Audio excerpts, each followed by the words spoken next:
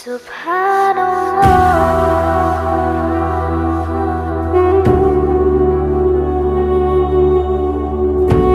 نحمده ونصلي على رسوله الكريم اما بعد قال الله تعالى اعوذ بالله من الشيطان الرجيم بسم الله الرحمن الرحيم اقرأ باسم ربك الذي خلق قال الله تعالى في موضع آخر الرحمن علم القرآن قال النبي صلی اللہ علیہ وسلم طلب العلم فریضۃ علی کل مسلم او کما قال علیہ الصلاۃ والسلام۔ آج کے ہمارے اس اجلاس کے سرپرست اور جمعیت العلماء مہاراشٹر کے صدر حضرت اقدس مولانا حافظ محمد ندیم صدیقی صاحب دامت برکاتہم، اور آج کے اس اجلاس کے صدر مخدوم گرامی حضرت اقدس مولانا حبیب الرحمان صاحب دامت برکاتہم، صدر جمعیت العلماء مراٹھواڑہ۔ اسی طرح ہمارے مولانا محمد ذاکر صاحب جنرل سیکرٹری جمعیت العلماء مہاراشٹر، اور ہمارے بابا جانی صاحب تیور خان پٹھان صاحب، اور ہماری مراٹھواڑہ کی مجلس منتظمہ اور جمعی اپنے دینی تعلیمی بورڈ کی مجلس عاملہ اور جمعیت کے دیگر اراکین، میرے بھائیوں، دوستوں اور بزرگوں، آپ بڑی دیر سے کئی حضرات کی تقریریں سماعت فرما رہے تھے۔ سبھی ماشاءاللہ بڑی کام کی باتیں بیان فرما رہے تھے۔ مجھے جو ہے صدر محترم نے یہ حکم دیا ہے کہ دینی تعلیم پر میں بات کروں۔ آج ہمارا دینی تعلیمی بورڈ مہاراشٹر کا یہاں پر مجلس عاملہ کا اجلاس تھا۔ تقریباً 2.5 سے 3 گھنٹے وہ اجلاس چلتا رہا۔ اس اجلاس کے اندر بڑی اہم باتیں طے ہوئی، اور امت مسلمہ کن حالات میں زندگی گزار رہی ہے وہ بھی اس کا بھی جائزہ لیا گیا۔ پھر آگے ہم کو کیا کرنا ہے وہ بھی لاہے عمل تیار کیا گیا، تجاویز پاس ہوئی۔ میرے بھائیوں، دوستوں، دینی تعلیم کا مسئلہ اہم ترین مسئلہ ہے۔ اہم ترین مسئلہ میں اس لیے کہہ رہا ہوں کہ جس کو ہمارا مالک، خالق، سارے جہاں کا پالنے والا جس چیز کو وہ اہم ترین کہے تو اس میں کوئی گنجائش ہی نہیں کہ ہم اس کے اندر کسی قسم کی کمی کریں۔ اس کو ہمیں اہم ترین سمجھ کر ہمارے زندگی میں اس کو اول نمبر دینا ضروری ہو جاتا ہے۔ اگر ہم نے فرض کو فرض کی جگہ پر نہیں رکھا، واجب کو واجب کی جگہ پر نہیں رکھا، سنت مؤکدہ کو سنت مؤکدہ کے جگہ پر نہیں رکھا، سنت غیر مؤکدہ کو سنت غیر مؤکدہ کے جگہ پر نہیں رکھا، اور مستحب کو مستحب کی جگہ پر نہیں رکھا، تو میرے بھائیو دوستو یہ ایک طرح کی دین میں تحریف ہے۔ ہم کو فرض کی جگہ پر ہی رکھنا پڑے گا۔ تو آپ اس سے اندازہ لگائیے دینی تعلیم کا کہ جو قرآن کریم نازل ہوا تو اللہ نے پہلے یہ حکم نہیں دیا کہ نماز پڑھو، روزہ رکھو، حج کرو، زکوٰۃ دو۔ سب سے پہلا جو حکم اللہ کی طرف سے ہمارے لیے آیا ہے وہ آیا ہے اقرا، پڑھو، تعلیم حاصل کرو۔ اب ہم جو ہے اپنے زندگی کا جائزہ لیں کہ ہم نے تعلیم کو کون سے نمبر پر رکھا۔ اسی طرح قرآن کریم کے اندر ایک سورت ہے سورہ رحمان۔ سورہ رحمان کے اندر 31 مرتبہ فَبِأَيِّ آلَاءِ رَبِّكُمَا تُكَذِّبَانِ ہے۔ بھائی ایک مرتبہ کہنے سے بھی کام چل جاتا تھا۔ آپ بھی کبھی غور کرتے کہ یہ بار بار فَبِأَيِّ آلَاءِ رَبِّكُمَا تُكَذِّبَانِ فَبِأَيِّ آلَاءِ رَبِّكُمَا تُكَذِّبَانِ، یہ بار بار امام صاحب کیوں پڑھ رہے ہیں نماز کے اندر؟ خیال تو آتا ہوگا نا ایسا۔ تو اس صورت کے اندر اللہ تعالیٰ نے اپنی نعمتوں کی لسٹ بنائی ہے۔ نعمتوں کی فہرست بنائی ہیں۔ اللہ تعالیٰ ایک نعمت کا تذکرہ کرتے ہیں اور پھر کہتے ہیں اے میرے بندو میری کون کون سی نعمتوں کو تم جھٹلاؤ گے، پھر نعمت کا تذکرہ کرتے ہیں اور پھر فرماتے ہیں فَبِأَيِّ آلَاءِ رَبِّكُمَا تُكَذِّبَانِ، اے میرے بندو تم میری کون کون سی نعمتوں کو جھٹلائیں گے۔ یہ ایسی نعمتوں کی لسٹ ہے اس کے اندر، لیکن اس لسٹ میں جو ہے سب سے پہلے اللہ تعالیٰ نے جس نعمت کا ذکر کیا ہے اور سب سے اوپر اول نمبر پر جس نعمت کو اللہ نے رکھا ہے وہ ہے الرحمن علم القرآن۔ رحمان وہ ہے جس نے قرآن کی تعلیم دی، پھر اس کے بعد میں دوسری نعمتیں اس کے نیچے ہے۔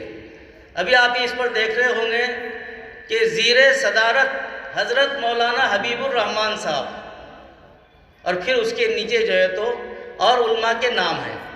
تو یہ قرآن کو بھی جب دیکھتا ہوں تو ایسا لگتا ہے کہ زیر صدارت قرآن کے تعلیم دوسری نعمت ہے۔ زیر صدارت کون سی نعمت؟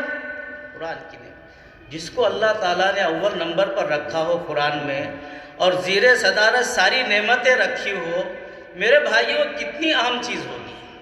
لیکن آج ہمارا ماحول یہ ہے میرے بھائیوں کہ اس تعلیم سے ہماری نسلیں اور ہم محروم ہیں۔ میں نے آپ کے سامنے ایک حدیث پڑھی، اس حدیث کے اندر اللہ کے رسول صلی اللہ علیہ وسلم فرما رہے ہیں کہ علم کا طلب کرنا فرض ہے اور فرض کو چھوڑنا حرام ہے۔ جب وہ علم حاصل نہیں کرے گا تو جاہل رہے گا۔ ہم جہالت کو حرام نہیں سمجھتے، شراب کو حرام سمجھتے، جوئے کو حرام سمجھتے، زنا کو حرام سمجھتے، جاہل رہنے کو حرام نہیں سمجھتے۔ ہم اس حدیث کے روشنی میں جاہل رہنا حرام ہے۔ میرے بھائیو دوستو، امت کے بچے کن حالات میں زندگی گزار رہے ہیں۔ دشمنان اسلام نے ہماری نسلوں کو بگاڑنے کے لیے ان کے ہاتھ میں موبائل تھما دیے ہے۔ وہ موبائل کے اندر یہ ہماری نسلیں تنہائیوں کے اندر ایسی ایسی چیزیں دیکھ رہی ہے، ایسی بے حیائی کی اور ننگے پن کی چیزیں دیکھ رہی ہے کہ ان کا ایمان بھی ضائع ہو رہا ہے، ان کا دین بھی ضائع ہو رہا ہے اور ان کی صحت بھی ضائع ہو رہی ہے۔ ابھی 8 دن پہلے کا واقعہ، ایک 13 سال کے بچے کو میرے پاس لایا گیا اور اس کی کیفیت یہ تھی کہ وہ یعنی کسی بھی لڑکی کو چھیڑنا چاہ رہا تھا۔ اس کو پکڑ کے لائے، بولے سمجھ میں نہیں آ رہا مفتی صاحب یہ بچہ ایسا کیوں کر رہا ہے۔ میں نے اس کو تنہائی میں لیا، میں نے کہا بیٹا تیری 13 سال کی عمر ہے، تو یہ ایسا کیوں کر رہا ہے؟ اس نے مجھے چپکے سے کہا کہ مفتی صاحب میں نے فلاں گندی فلم موبائل کے اندر دیکھا ہوں، اس کے بعد سے میرا ہجان ایسا ہو گیا ہے کہ کس پر بھی ہاتھ ڈالنے کو طبیعت چاہ رہی ہے۔ یہ میرے بھائیوں ابھی سامنے ایک کیس آئی ہے، اندر کتنی کیسیں ہو رہی ہے وہ اللہ ہی جانے۔ یہ ہمارے نسلوں کے ہاتھ میں تھما دیا اور جو تعلیم ہے وہ تعلیم کے اندر شرک اور کفر داخل ہو چکا ہے۔ میرے بھائیو دوستو، اگر ہم نے اپنی اولادوں کو ان مکاتب کے ساتھ میں نہیں جوڑا، دینی تعلیم سے آراستہ نہیں کیا، تو یہ ہماری نسلوں کا ایمان اور دین سلامت نہیں رہ سکتا۔ اور ہماری سب سے بڑی ضرورت، اس سے بڑی کوئی ضرورت ہو نہیں سکتی، وہ ضرورت یہ ہے کہ ہم دینی تشخص کے ساتھ اور ہماری نسلیں دینی تشخص کے ساتھ زندگی گزارے اور ایمان پر ہماری موت آئے۔ یہ سب سے بڑا ہمارا مسئلہ ہے، یہ ہماری سب سے بڑی ضرورت ہے، اور یہ ضرورت ہماری اس وقت پوری ہوگی جب ہم اپنی نسلوں کو اور اپنے آپ کو دینی تعلیم کے ساتھ میں جوڑیں گے۔ دینی تعلیم آئے گی میرے بھائیوں تو پھر یہ زہریلا ماحول، یہ ارتداد کا ماحول، یہ ہماری نسلوں کو یعنی متاثر نہیں کرے گا۔ ابھی آپ نے دیکھا کہ ہماری ایک بچی شیرنی، وہ فرقہ پرستوں کے مقابلے کے اندر جو شرکیہ اور کفریہ نعرے لگا رہے تھے، ہماری بچی نے حجاب کے اندر اللہ اکبر اللہ اکبر کے نعرے لگائے۔ یہ کائے کی دین ہے؟ میں قسم کھا کے کہہ سکتا ہوں، اس بچی کا جائزہ لو، وہ بچی مکتب میں پڑھی ہوئی ہوگی تبھی اس کے اندر یہ جذبہ پیدا ہوا۔ کیا آپ چاہتے ہیں کہ ہمارے بچے اور ہماری بچیاں اسی جذبے کے ساتھ میں زندگی گزارے، وہ ان سے متاثر نہ ہوں بلکہ اپنے ایمان کی اور وحدانیت کے نعرے لگائے۔ یہ میرے بھائیوں ہماری اولادوں میں اس وقت آئے گا جس وقت ہم 100% اپنے بچوں کو ان دینی تعلیم کے ساتھ اور مکاتب کے ساتھ میں جوڑیں گے۔ ابھی ہماری نسلیں جو ہے باوجود اتنی محنتوں کے، یوں سمجھیے آپ کے 70% مکتب سے باہر ہے۔ جو لوگ کہتے ہیں نا مکتب میں کہ 100% بچے آ رہے ہیں، ہمارا مثالی مکتب ہے، ہمارا منظم مکتب ہے۔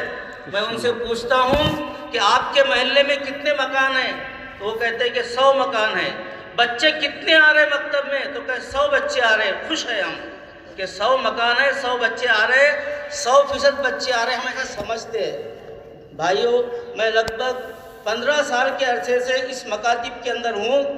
میرا سروے یہ ہے کہ اگر 100 مکان کہیں پر ہے تو اس کے اندر پڑھنے والے 300 بچے ہیں۔ کتنے بچے ہیں؟ ایک گھر کا 3 کا اوریج آتا ہے، تو 100 گھر اگر ہے تو 300 بچے مکتب میں آنا چاہیے۔ وہ 200 بچے جو مکتب میں نہیں آ رہے، ہم نے بزبان حال یہ کہا کہ تم جو ہے جاؤ، تم کو ہم یہود و نصارہ کے حوالے کرتے ہیں، تم کو ہم شرک اور کفر کے حوالے کرتے ہیں۔ یہ ہمارا عمل بتا رہا ہے۔ میرے بھائیوں دوستو، ابھی جو ہمارا اجلاس ہوا عاملہ کا، اس کے اندر ایک بات یہ طے ہوئی کہ 21 رجب سے 30 رجب تک دینی تعلیمی بیداری مہم کا عشرہ منایا جائے گا۔ گھر گھر جا کر سروے کیا جائے گا۔ جہاں مکاتب نہیں ہیں وہاں پر مکاتب قائم کیے جائیں گے۔ جن گھروں کے بچے مکاتب میں نہیں آ رہے ہیں ان کو لانے کی فکر کی جائے گی۔ کیا اس میں آپ ہمارا ساتھ دیں گے؟ انشاءاللہ۔ کہ انشاءاللہ ماشاءاللہ پر ہی بس ہو جائے گا؟ یہ مسئلہ کون سے نمبر کا ہے بچوں کے دینی تعلیم کا؟ بولیے۔ 1 نمبر کا مسئلہ ہے۔ 70% بچے ہمارے باہر ہیں، تو کیا ہم نے اس کو 1 نمبر پر رکھا میرے بھائیوں؟ اس لیے میں اس مجلس کے اندر آپ حضرات سے عہد لینا چاہتا ہوں کہ یہ جو عشرہ منایا جائے گا 21 رجب سے 30 رجب تک کا، ہم انشاءاللہ پورا اس میں ساتھ دیں گے۔